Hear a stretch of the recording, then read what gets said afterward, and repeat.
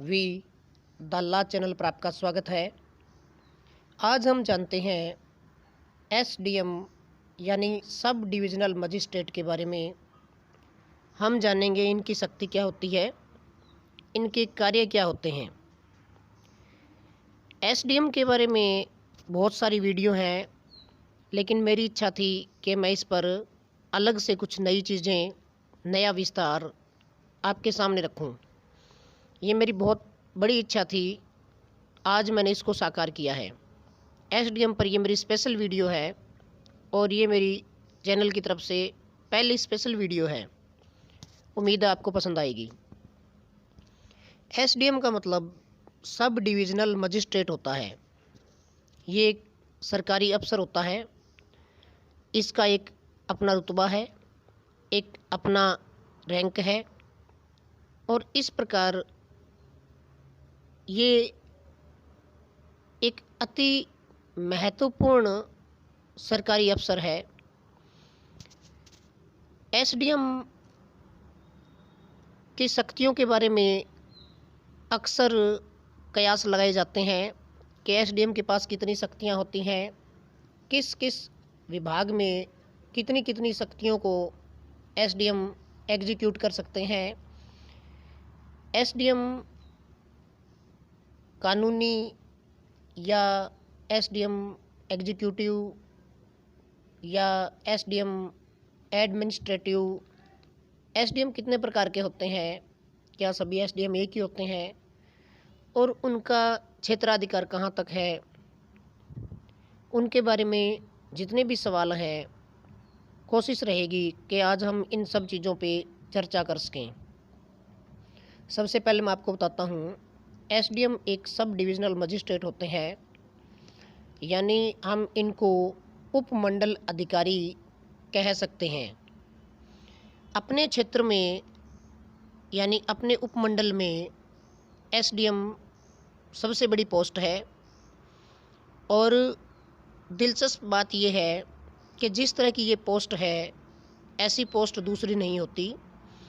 इसी एक आदमी के पास कई तरह की प्रशासनिक शक्तियां हैं, इसी के पास कुछ कानूनी शक्तियां हैं और सबसे अलग बात, इस आदमी की अपनी एक कोर्ट भी होती है और उस कोर्ट में ये जुडिशियल जजमेंट भी दे सकते हैं। तो एसडीएम एक मिली जुली अपने आप में एक समानांतर सरकार होती है। एसडीएम मेरे ख्याल से सबसे अच्छी, सबसे उम्दा और एक रिच फ्लेवर की पोस्टिंग होती है।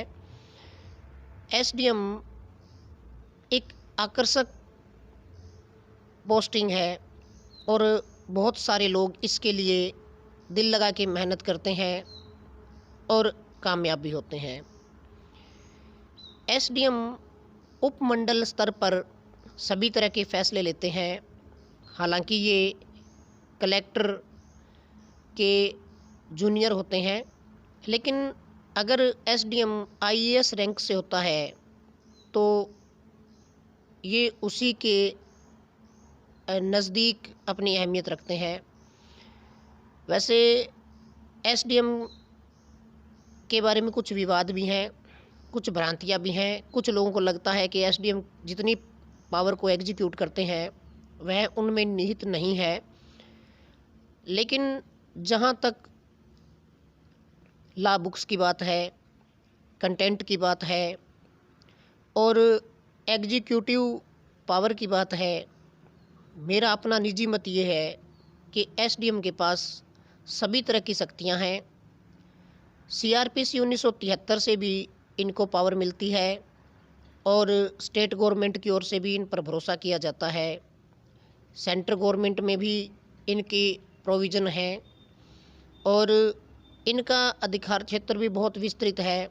लगभग सभी विभागों में ये इंस्पेक्शन कर सकते हैं, चेकिंग कर सकते हैं, उनको मॉनिटरिंग कर सकते हैं, उनकी रिपोर्ट बना सकते हैं, उन पर एक्शन ले सकते हैं। तो मेरा ख्याल है अपने आप में ये एक दिलचस्प पोस्ट होती है। एसडीएम के बारे में बहुत सारी भ्रांतियां हैं जो मोस्टली उनकी जुडिशल पावर को लेके आती है। चलिए आज हम जानते हैं एसडीएम की इन्हीं शक्तियों के बारे में। एसडीएम की जो प्रशासनिक शक्तियां हैं, सबसे पहले हम उनको देखते हैं। एसडीएम की प्रशासनिक शक्तियों में एसडीएम किसी भी तरह की विकासात्मक गतिविधियों के लिए जिम्मेवार होते हैं। एसडीएम आपके सरकारी विकास की जो परियोजनाएं हैं,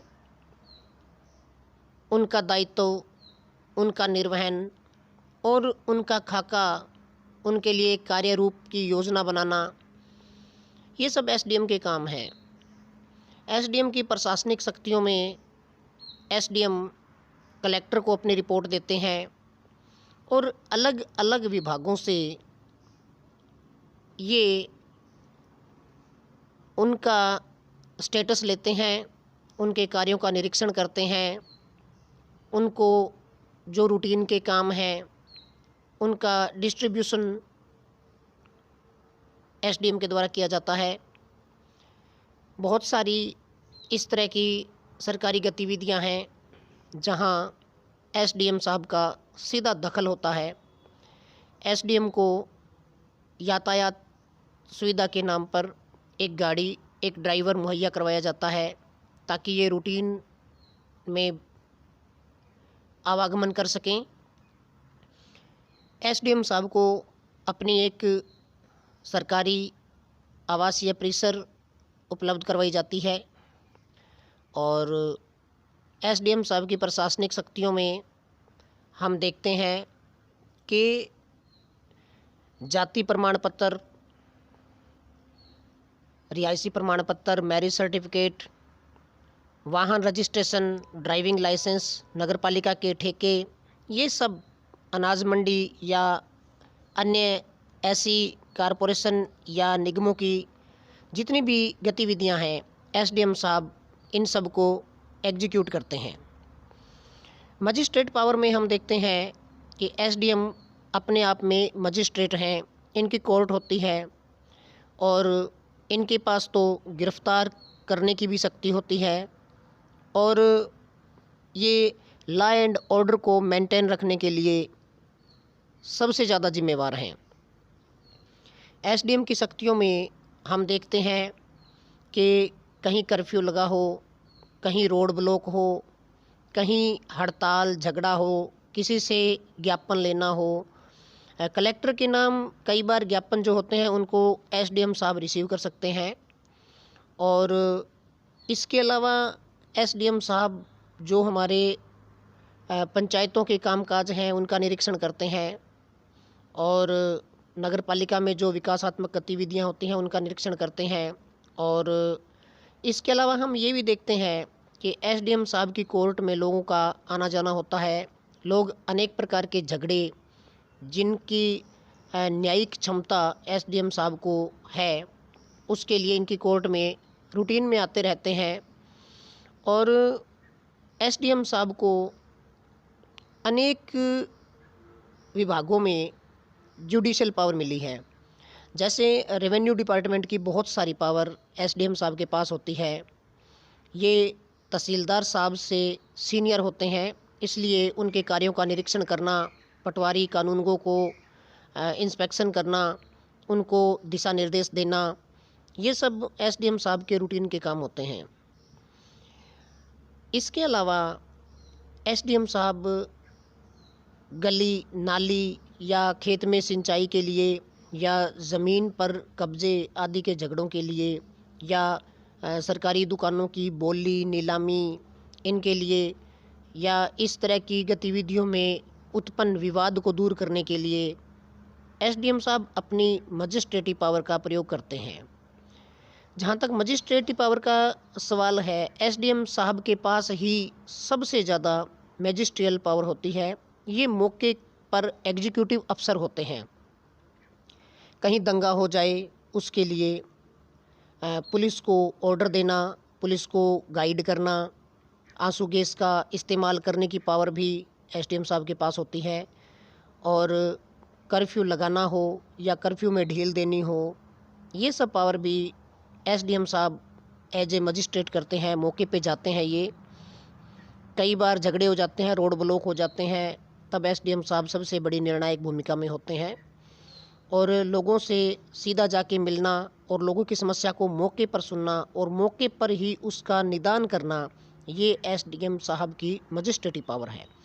जुडिशियल पावर में एसडीएम साहब विवाद सुनते हैं, गली के, नाली के, सिंचाई के, नहर महकमे के, या अलग से दो पड़ोसियों में झगड़ा हो, किसी ने गली को ब्लॉक कर दिया हो, या किसी के खेत का रास्ता ब्लॉक हो, नदी नाली सड़क ब्लॉक हो, तो इनके लिए एसडीएम साहब के पास निर्णय करने की क्षमता है और ये सज़ा भी दे सकते हैं। धारा 144 लगाने का भी इनके पास जुडिशियल पावर है। और एसडीएम साहब अपनी कोर्टों में ज़मीन जायदाद से संबंधित झगड़े अक्सर सुनते हैं और उन पर अपना जजमेंट भी देते हैं।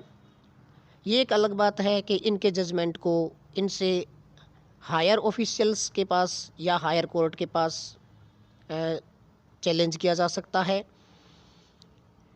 एसडीएम साहब के बारे में हम ये भी जानते हैं कि एसडीएम मूलतः दो तरह के होते हैं। जो आईएएस एसडीएम होते हैं, इनका कार्य क्षेत्र पूरा भारत होता है और इनकी रैंक उम्दा होती है और ये 5-6 साल के करीबन ये डीएम बनाए जा सकते हैं। और दूसरे जो एसडीएम होते हैं वो पीसीएस होते हैं। उनका अपना स्टेट एक होता है जिसमें वो सर्विस करते हैं और डीएम की पोस्ट तक वो जा सकते हैं। जो आईएएस एसडीएम होते हैं, ये प्रमोट होते हुए होम मिनिस्ट्री तक भी चले जाते हैं। और आईएएस एसडीएम जो होता है वो सेंट्रल गवर्नमेंट का अफसर होता है लेकिन स्टेट के नीचे काम करता है। और पीसीएस एसडीएम जो होते हैं वो राज्य सरकार के अंतर्गत आते हैं, यानी राज्य सरकार चाहे तो उनका निलंबन भी कर सकती है। लेकिन आईएएस जो एसडीएम होते हैं, इस रैंक से जो यूपीएससी क्लियर करके जो एसडीएम बनते हैं, उनको राज्य सरकार बर्खास्त नहीं कर सकती। और जो बड़ी बात है तो सिलेक्शन के अंदर मान के चलिए तीसरा हिस्सा जो है वही पीसीएस एसडीएम का होता है। बाकी जो बची हुई सीटें हैं वो मोस्टली आईएएस एसडीएम से भरी जाती हैं। तो इस प्रकार एसडीएम का जो आईएएस और पीसीएस रैंक है उसका भी बहुत बड़ा इफ़ेक्ट है और काफ़ी फ़र्क पड़ता है उस चीज़ से एसडीएम के पास कितनी पावर है और वो किस प्रकार अपनी पावर को यूज़ करते हैं। तो एसडीएम दो तरह के होते हैं। वैसे इनके रैंक में ज़्यादा इनके कार्यों में ज़्यादा फ़र्क नहीं होता। रैंक के हिसाब से भी इनको डेली रूटीन के वही कार्य करने होते हैं, लेकिन इनकी अपनी एक उम्दा पोस्ट हो जाती है और इनका कार्य क्षेत्र और विशाल हो जाता है। इनको इनके तबादले और इनका निलंबन, इनकी बर्खास्तगी और इनको मिलने वाली प्रमोशन, तो इन चीज़ों का फ़र्क पड़ता है अगर एसडीएम आईएएस है या फिर एसडीएम पीसीएस है। हालांकि दोनों ही आकर्षक कैरियर हैं और पोस्ट वही होती हैं। एक सेंट्रल गवर्नमेंट के अफसर होते हैं और एक स्टेट गवर्नमेंट के अफसर होते हैं। हालांकि दोनों के पास एडमिनिस्ट्रेटिव, जुडिशियल और मजिस्ट्रेटिव पावर होती है और दोनों को ही सीआरपीसी 1973 सपोर्ट करती है। जिस तरह मान के चलिए किसी ज़मीन पर झगड़े का या कब्ज़े का विवाद है तो इसके लिए एप्लीकेशन एसडीएम साहब के पास लगाई जाती है। हमें एकदम से कोई निर्णय एग्जीक्यूट करवाना हो तो उसके लिए कोर्ट की प्रोसीडिंग बहुत ज़्यादा लंबी और देर लगाने वाली होती है। तो ऐसे मौके पर हम एकदम से एसडीएम साहब की कोर्ट में जाते हैं और उस पर तुरंत एक्शन हो जाता है। हमें पुलिस ने परेशान किया हो, हमें कोई दबंग आदमी परेशान कर रहा हो या ज़मीन पर पोजेसन का विवाद हो, तो एसडीएम साहब की जुडिशियल पावर यहाँ काम आती है और वो तुरंत इस बारे में फ़ैसला दे देते हैं। जिस तरह किसी झगड़े या विवाद वाली दुकान, प्रॉपर्टी या ज़मीन पर एकदम से सटे लेना हो, तो एसडीएम साहब ये काम कर सकते हैं। पुलिस को वो गाइड कर सकते हैं। किसी का मौके से कब्ज़ा छुड़ाना हो, तब भी एसडीएम साहब की भूमिका महत्वपूर्ण होती है। पुलिस को साथ लेकर वह चले जाते हैं। असिस्टेंट कलेक्टर, फर्स्ट ग्रेड तहसीलदार साहब के साथ भी चले जाते हैं। जिस तरह किसी हॉस्पिटल का निरीक्षण करना हो, तो भी एसडीएम साहब कर सकते हैं। पुलिस थानों का निरीक्षण करना हो, तब भी एसडीएम साहब को ये पावर है कि वो किसी भी पुलिस थाने का औचक निरीक्षण कर सकते हैं, वहाँ के रिकॉर्ड को जांच सकते हैं और पुलिस की लापरवाही पर उनको फटकार लगा सकते हैं। ये एक ध्यान देने योग्य बात है कि डीएसपी रैंक के जो अफसर होते हैं, वो एसडीएम के समकक्ष माने जाते हैं। एसडीएम उनके लिए ऑर्डर जारी नहीं कर सकते, लेकिन एसडीएम उनके साथ बेहतर तालमेल बना के लॉ एंड ऑर्डर को मेंटेन रखते हैं। तो इस प्रकार एसडीएम के पास जुडिशियल पावर भी होती है और मजिस्ट्रेट पावर भी होती है। जुडिशियल पावर में एसडीएम साहब कई बार टाइटल को डिसाइड कर देते हैं। जिस तरह किसी ज़मीन या प्रॉपर्टी पर विवाद है और एसडीएम कोर्ट में वो केस होता है, तो एसडीएम साहब उस चीज़ को सुन सकते हैं, दोनों पार्टियों को बुला सकते हैं और उसके बाद में दोनों पक्षों को समन जारी करके बुलाने के बाद में दोनों पक्षों को उचित रूप से सुनने के बाद में एसडीएम साहब अपना जजमेंट दे सकते हैं। तो इस प्रकार हम देखते हैं कि एसडीएम की अपनी एक कोर्ट होती है, उसकी अपनी एक प्रोसीडिंग होती है और एसडीएम साहब की अपनी एक न्यायिक क्षमता होती है। ये अपने आप में अद्भुत बात है कि एसडीएम साहब की जिम्मेवारियां किसी भी विभाग के हिसाब से सबसे ज़्यादा हैं। एसडीएम साहब राजस्व निरीक्षकों के प्रमुख होते हैं। एसडीएम साहब तहसीलदार के सीनियर होते हैं। एसडीएम साहब एसडीओ और अनेक प्रकार के जो सरकारी निगम हैं, उनको इंस्पेक्शन करते हैं और उनको मॉनिटरिंग करते हैं। जिस प्रकार परिवहन से संबंधित कोई समस्या है, बसों के रूट से संबंधित कोई समस्या है, तो जीएम के साथ ये बात करते हैं और उसके बाद में उस क्षेत्र के लोगों की समस्या हल करवाते हैं। मान के चलिए जिस तरह इन दिनों किसानों की हड़ताल चल रही है, तो इसमें भी एसडीएम साहब की मौके पे महत्वपूर्ण भूमिका होती है। जिस तरह किसी हॉस्पिटल में अगर एसडीएम साहब निगरानी के लिए जाएं, तो वहाँ के रिकॉर्ड को चेक कर सकते हैं और वहाँ की व्यवस्था का जायज़ा ले सकते हैं और उसके लिए गाइडलाइन जारी कर सकते हैं। प्रॉपर्टी के झगड़े तो एसडीएम साहब ही निपटाते हैं। इसके अलावा एसडीएम साहब लाठी चार्ज का अधिकार भी रखते हैं और बाज़ारों में, नगर पालिका में जो अतिक्रमण होता है, एसडीएम साहब उसको भी हटाते हैं। एसडीएम साहब बहुत सारी ऐसी क्षेत्राधिकार रखते हैं जिनमें इनका सीधा दखल है और ये उस तरह की जितनी भी प्रोसीडिंग है उसको ये फॉलो करते हैं, उसको ये कंप्लीट करवाते हैं। इस प्रकार एसडीएम का पद जो है एक जिम्मेवारी वाला पद है और एसडीएम की हर विभाग के प्रति अपनी जिम्मेवारियां हैं। बहुत सारे विभाग हैं जो एसडीएम के लिए सीधे रूप में उत्तरदायी हैं। एक जो सबसे बड़ा विवाद उभर कर आता है वह एसडीएम कोर्ट की डिक्री को लेके है। अक्सर लोग ये सोचते हैं कि ज़मीन जायदाद के जो झगड़े हैं या मलकियत का जो दावा है या मालिक बनाने की जो प्रक्रिया है वो सिविल कोर्ट की होती है। ये बात सही है, सिविल कोर्ट के पास क्षेत्राधिकार और शक्ति ज़्यादा है, लेकिन जब किराएदारी की बात आती है, जब टीनेंट और लैंडलॉर्ड की बात आती है, तब एसडीएम साहब के पास अपनी एक कोर्ट है और अपनी एक प्रोसीडिंग है। एसडीएम साहब मुजारे की हितों की रक्षा के लिए या जो भूमालिक है, लैंडलॉर्ड जो है, उसके हक में भी उसके हितार्थ को फैसले दे देते हैं। एसडीएम कोर्ट भी एक डिक्री पास करते हैं और ये डिक्री वैसे तो डीएम के पास भी ये डिक्री चैलेंज हो जाती है और सिविल कोर्ट में भी ये डिक्री चैलेंज हो जाती है। खैर वो एक अलग प्रोसीडिंग है, लेकिन मेरे बहुत सारे मित्रों ने मुझसे एक सवाल किया था कि क्या एसडीएम साहब ज़मीन किसी के नाम कर सकते हैं। तो मैं उनको बताना चाहूँगा, वैसे भी ये जो वीडियो है इसको बनाने का मेन मकसद यही था कि कुछ लोगों ने जो फ़ोन करके क्वेरी की थी तो उसका जवाब देना था, तो मैं इस वीडियो के माध्यम से दे रहा हूँ।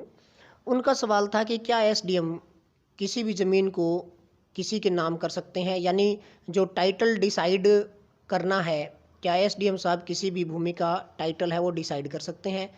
तो मैं उनको बता देता हूँ कि एसडीएम साहब की जो कोर्ट है उसमें उनकी जो प्रोसीडिंग है, पंजाब लैंड रेवेन्यू एक्ट जो कि 1887 का एक्ट है, उसमें एसडीएम साहब के पास ये पावर है कि वो जो मुजारे हैं जिनके पास अपना एक लंबे अरसे का कब्जा है, उसके आधार पर वो अपनी मलकियत की दावेदारी है वो पेश कर सकते हैं।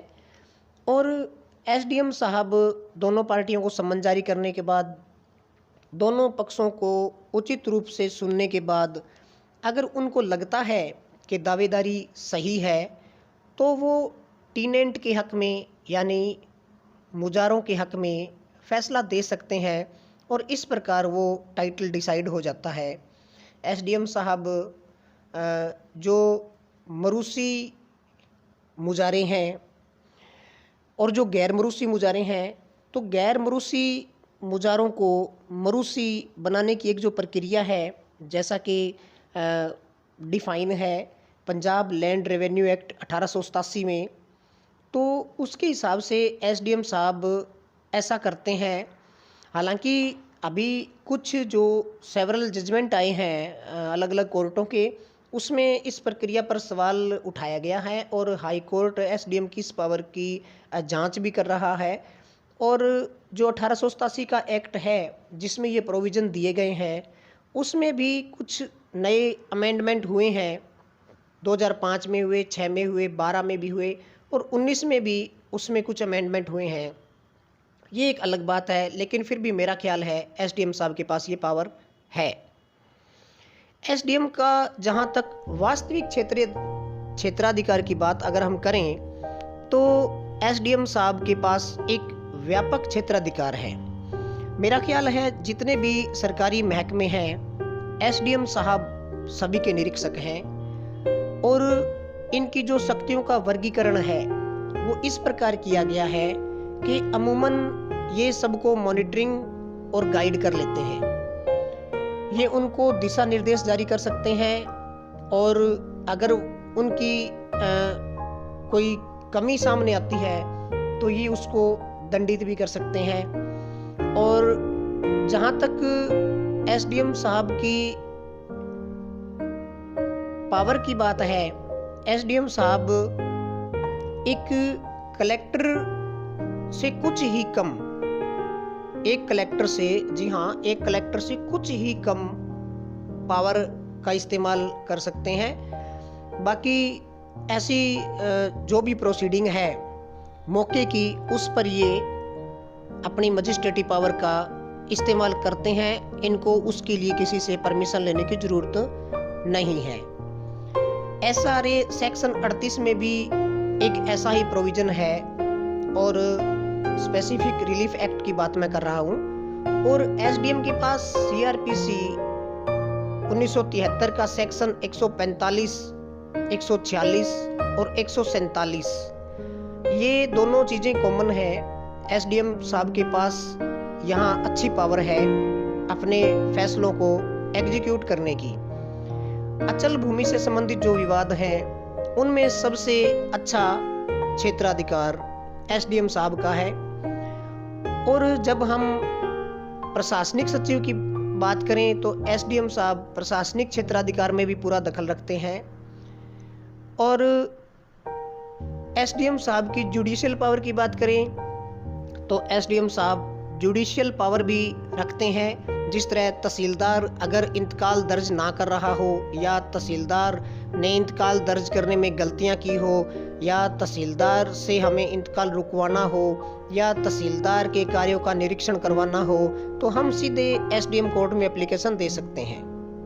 एसडीएम साहब के पास ये अधिकार है रेवेन्यू रिकॉर्ड में कि वो उसको चेक कर सकते हैं, मेंटेन कर सकते हैं, एसडीएम से उसका कारण मांग सकते हैं और एसडीएम को कारण बताओ नोटिस भी जारी कर सकते हैं। एसडीएम वैसे तो डीएम के लिए उत्तरदायी है और तहसीलदार साहब भी वैसे डीएम के लिए उत्तरदायी हैं। डीएम हमारे यहाँ डीसी को कहा जाता है, जिनको हम डिप्टी कलेक्टर भी कहते हैं, और अब तो हरियाणा सरकार ने उनको डीजे यानी डिस्ट्रिक्ट जज की भी पोस्ट दे दी है, तो अब उनका भी क्षेत्राधिकार है। लेकिन फिर भी मेरा अपना निजी ये मत है कि एसडीएम साहब वास्तविक क्षेत्राधिकार के मालिक हैं। डीसी साहब के पास अपने बहुत सारे काम होते हैं, लेकिन डीसी साहब की जितनी भी पावर है उसका वास्तविक जो उपयोग करता है वो एसडीएम ही है। हम बिल्कुल छोटी जनरल चीज़ों से लेके बड़े बड़े फैसले के लिए भी हम एसडीएम कोर्ट का रुख करते हैं, तो उसका सबसे बड़ा कारण यही है। यहाँ हमें न्याय तुरंत मिलता है, हमारी हर समस्या का निदान होता है, हर विभाग से जुड़ी हुई समस्या पर एक आवेदन पर कार्रवाई होती है। हमें किसी भी विभाग का निरीक्षण करवाना हो तब भी हम एसडीएम कोर्ट में जा सकते हैं। हमारी वहाँ सुनवाई ना हो रही हो तब भी हम एसडीएम कोर्ट में जा सकते हैं। लॉ एंड ऑर्डर की कोई प्रॉब्लम है तब भी हम एसडीएम कोर्ट में जा सकते हैं। झगड़े आपसी रूटीन के जो भी वाद विवाद हैं, गली के, घर के, प्लाट के, ज़मीन के या पोजेसन के, या इस तरह की बैंकिंग की कोई समस्या हो हमें, या पुलिस थाने से हमें प्रताड़ित किया जा रहा हो, तो इस तरह की जितनी भी दिक्कतें हैं, हॉस्पिटल में हमारी सुनवाई ना हो रही हो, हमें अच्छा इलाज ना मिल रहा हो, या डॉक्टर हमें परेशान कर रहे हों, या डॉक्टर के बिल को लेके हमारी आपसी सहमति ना बन रही हो, या इसी तरह की दूसरी कोई चीज़ें, या जिस तरह स्कूल के मैटर में हम देखते हैं कि अभिभावक और स्कूल वाले आपस में तनातनी और तनाव में रहते हैं, तो इन सब चीज़ों के लिए एसडीएम कोर्ट मेरे ख्याल से सर्वथा सर्वोत्तम है। क्योंकि जैसा कि मैंने पहले कहा, यहाँ एक आवेदन पर कार्रवाई होती है, और यही सबसे बड़ी खासियत है। जो सिविल कोर्ट की प्रोसीडिंग है उसके लिए हमें एक वकील हायर करना होता है, और उसके बाद में भी उसकी प्रक्रिया काफ़ी ज़्यादा लंबी, खिंचाऊ और उबाऊ होती है। जबकि एसडीएम कोर्ट बहुत तीव्र गति से किसी भी समस्या का संज्ञान लेती है और उसके बाद में उस पर अपना फैसला दे देती है। तो ये मेरे ख्याल से एसडीएम जो है वो वास्तविक प्रशासक होता है, और एसडीएम का क्षेत्राधिकार है वो मेरे ख्याल से सबसे अधिक होता है। एसडीएम साहब ही जो वास्तविक सरकारी शक्तियां हैं उनको एग्जीक्यूट करते हैं। एसडीएम साहब ही सभी विभागों में तालमेल बनाए रखते हैं। एसडीएम साहब ही लगभग सभी विभागों का निरीक्षण करते हैं और उनको गाइड करते हैं। उनके लिए जो कार्य योजनाएं बनती हैं उनमें एसडीएम साहब की सीधी भागीदारी होती है। एसडीएम साहब सीधे तौर पर कलेक्टर को उत्तरदायी भी होते हैं। एसडीएम साहब की अपनी एक कोर्ट भी होती है, और एसडीएम साहब उसके प्रशासक होते हैं। एसडीएम साहब वहाँ अपनी जुडिशल पावर का इस्तेमाल करते हैं। तो एसडीएम मेरे ख्याल से वास्तविक प्रशासक है, और एसडीएम की शक्तियों को जानना या एसडीएम की शक्तियों का आंकलन करना मेरे ख्याल से ये इतना सहज नहीं है।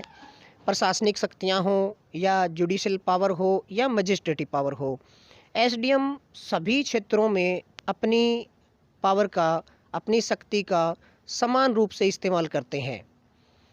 जब भी हमें तुरंत किसी चीज़ की ज़रूरत हो, तुरंत किसी संकट का निवारण करना हो, रात को भी हमें किसी चीज़ की, किसी प्रॉब्लम को हमें सामना करना पड़े तब भी एसडीएम कोर्ट हमारे लिए खुली होती है। और जिस तरह पुलिस ने प्रताड़ित किया या पुलिस ने किसी तरह से हमें गिरफ़्तार कर लिया और जुडिशियल मजिस्ट्रेट कई बार अवेलेबल नहीं होते हैं और पुलिस रिमांड पे भी हमें लेना चाहती है या हम बॉन्ड भर के छूटना चाहते हैं, तो ज़मानत लेना चाहते हैं, तो हमारी गिरफ़्तारी अवैध है, तो फिर भी हम एसडीएम कोर्ट में जा सकते हैं और पुलिस हमें एसडीएम की कोर्ट में खुद भी ले जाती है, हमें वहाँ पेश भी कर दिया जाता है और एसडीएम साहब चाहें तो हमारा पक्ष सुनकर हमारे फेवर में हमें रिलीज़ भी कर सकते हैं। जिस तरह सीआरपीसी का सेक्शन 97 ये बताता है कि अगर किसी आदमी की गुमशुदगी हो या किसी आदमी को किसी ने बंधक बना लिया हो तो उसके लिए भी एसडीएम तुरंत कार्रवाई करते हैं। नहीं तो इसके लिए जो जुडिशियल सिस्टम है वो इसके लिए एक बंदी प्रत्यक्षीकरण रिट यानी हेबियस कॉर्पस की मांग करता है। उसकी प्रक्रिया लंबी भी होती है और थोड़ी बोझिल भी होती है, थोड़ी खर्चीली भी होती है, जबकि एसडीएम साहब सीआरपीसी सेक्शन 97 यानी 97 में यही काम बड़े आराम से कर सकते हैं। तो इस प्रकार हम देखते हैं कि किसी भी समस्या का सबसे अच्छा हल एसडीएम साहब हैं। सरकार की ओर से अगर हम कहीं भी मुआवजा लेने के अधिकारी हैं या सरकार की ओर से कहीं भी हमारा शोषण हो रहा है, किसी भी सरकारी महकमे के द्वारा हमारी सुनवाई नहीं हो रही है किसी भी सरकारी मंच पर, तब मेरे ख्याल से एसडीएम साहब अपनी भूमिका में आते हैं। और जहाँ तक हमारी रूटीन की बात है, सुबह से शाम तक या देर रात तक भी एसडीएम साहब हमेशा अवेलेबल होते हैं। एसडीएम साहब अपने उपमंडल के सबसे सीनियर ऑफिसर होते हैं और इनको अपनी जितनी इनकी शक्तियां हैं उनसे संबंधित इनको कहीं से अनुमति नहीं लेनी पड़ती। जहां तक लॉ बुक्स का सवाल है, एसडीएम की पूरी शक्तियों का आंकलन एक छोटी सी वीडियो में नहीं किया जा सकता। मेरा ख्याल है कि एसडीएम साहब के पास लगभग सभी शक्तियां होती हैं जो एक छोटी समानांतर सरकार का सही रूप से चलाने के लिए ज़रूरी हैं। जिस प्रकार डीएम के पास जो शक्तियां होती हैं उनका छोटा रूप एसडीएम है, डीएम का ही छोटा रूप एसडीएम है, मैं तो यही कहता हूं। और एसडीएम ही सरकार के साथ तालमेल बनाते हैं, लोगों और सरकार के बीच में एक पुल की तरह काम करते हैं। एसडीएम साहब ही सरकार की जो वास्तविक विकासात्मक संदेशात्मक गतिविधियां हैं, एसडीएम साहब ही उनको लोगों के हित में एग्जीक्यूट करते हैं। इस प्रकार आज हमने जाना कि एसडीएम साहब जो होते हैं अपनी पावर का बढ़िया इस्तेमाल करते हैं। Please like share.